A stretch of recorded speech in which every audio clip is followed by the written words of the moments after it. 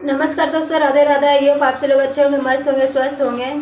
Bhojpuri industry के बहुत ही अच्छी सिंगर अनुपमा यादव के शादी हो चुके हैं या फिर नहीं हुई है। आप लोग वीडियो के इन तक बने रहिए। बहुत ही ये सोशल मीडिया एकदम तहलका मचाने वाला न्यूज़ है। और नए हैं चैनल पे तो चैनल सब्सक्राइब जरूर कर लीजिए।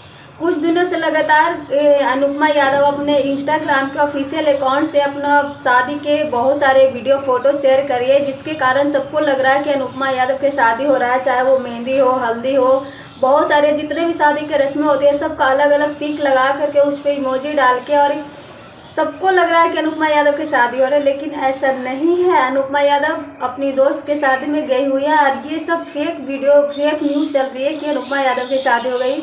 अभी अनुपमा यादव सिर्फ और सिर्फ अपने दोस्त के शादी में एंजॉय करते हुए नजर आ रही है। आप लोग देख सकते हैं स्क्रीन पे।